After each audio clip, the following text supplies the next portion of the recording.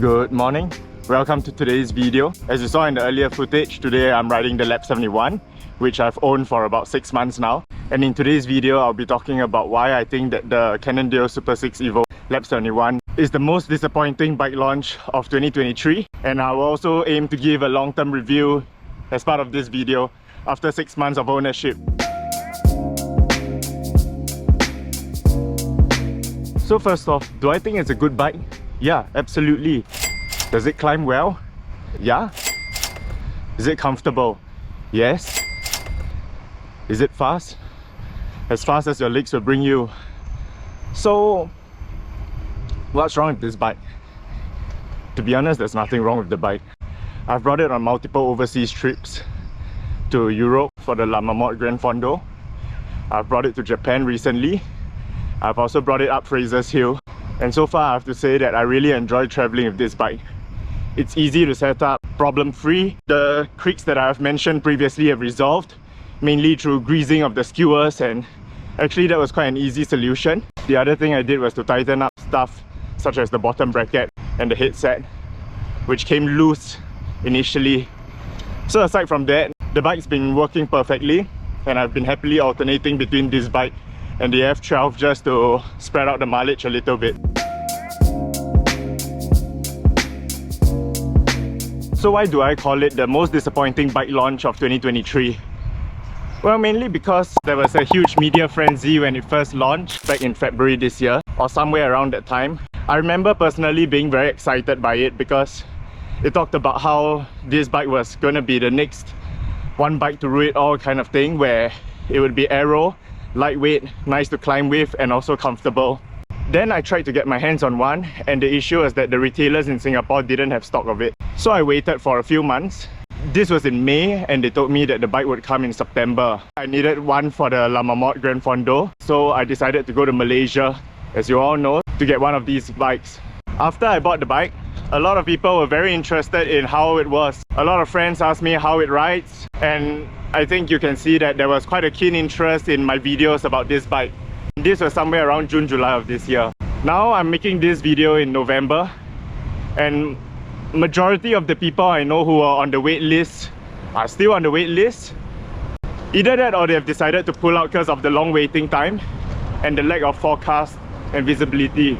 In other words, they've given up. I think they would have sold very well if they actually had stock, but too bad they were not able to get the stock in.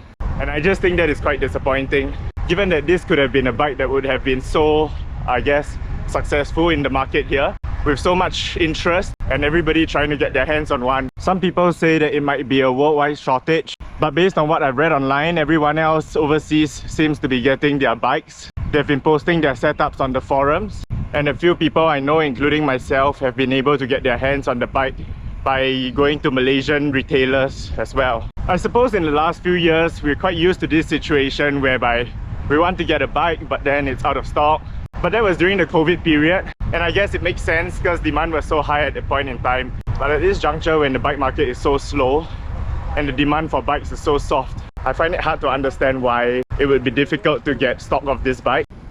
Take for example the other highly anticipated bike launch of the year, which is the SL8. They launched it in July this year, and so far I haven't heard of anyone who has complained that there is a supply issue. So given that the market here is so dense and everyone here seems to have a thing for high-end bikes, I find it surprising that Cannondale hasn't decided to divert more of their LAB71 bikes over here. This is like a mythical bike because it is rarely seen around the roads in Singapore. And then what happens to those people who actually put themselves on the wait list but then subsequently got tired of waiting?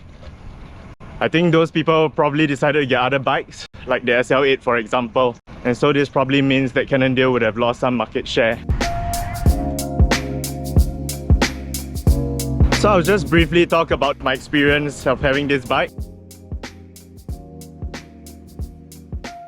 The C1 conceal stem on this bike is also supposed to come with its own integrated mount, but for some reason they are not selling it, and so I've resorted to use an aftermarket one.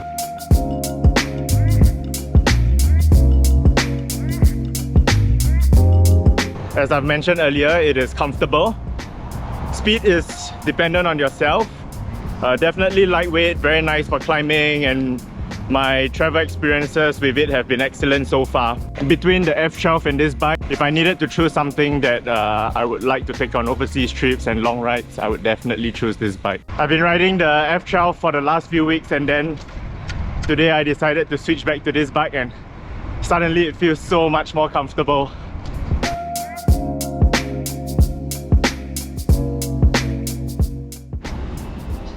The other recent modification I did was also to put on this pair of C50s. So the 50mm, right? And previously I was using the Polaris 42, so about an 8mm difference, just to see whether the bike looks better with deeper wheels. And I tend to think so. Aero performance wise, I honestly cannot tell the difference. And the weight pickup, all that, I really can't tell the difference. One thing however is that the hubs, now they're silent. I didn't know the Shimano hubs were this quiet.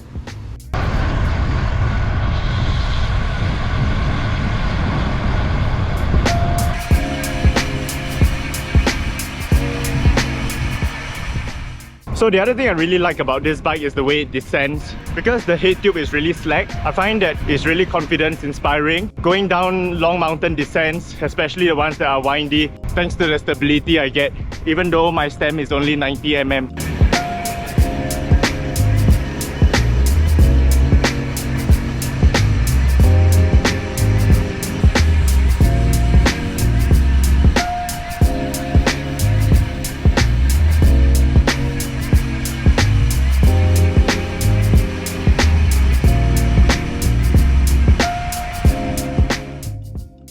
And this is one of the favorite features I like about owning this bike.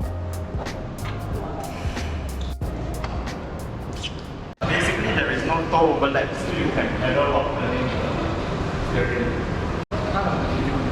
It's a skills challenge. Oh, this is that you can spin your legs in circles or maybe backwards, like around handicap ramps and pillars in air conditioning. Because when I round this handicap ramp on the way home, I don't have to unclip because my toes won't hit the front wheel.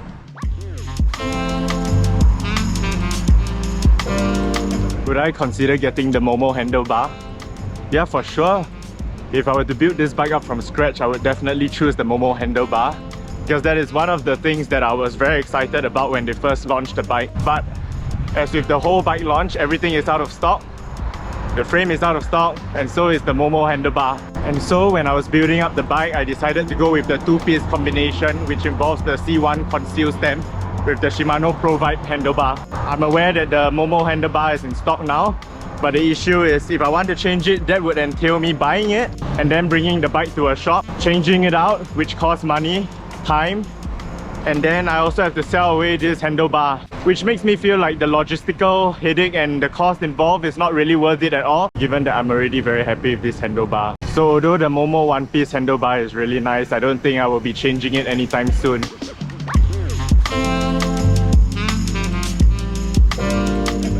And so I guess a few of you may be wondering, if you've seen my listing, why I have decided to sell the bike.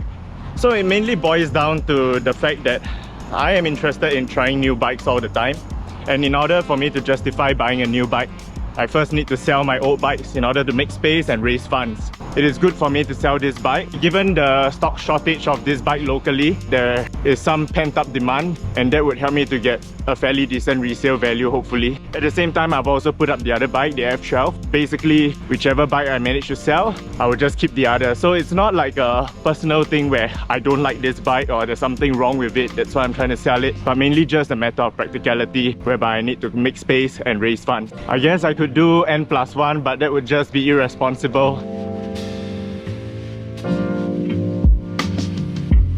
Okay, so that's all I have to say for this video. I hope you guys understand why I think that the LAB71 is the most disappointing bike launch of 2023, and also my reasons for deciding to sell the bike. Not that it is bad. As you can probably tell from the review, I've actually had a great time riding it, but it is just that I think I should try something new in the market, because I think that's what this whole bike riding hobby is as well, to keep it fresh and exciting, keep the motivation high. And then new bikes mean new reasons to travel again. Okay, so that's all for this video. I'll see you guys in the next one. Bye bye.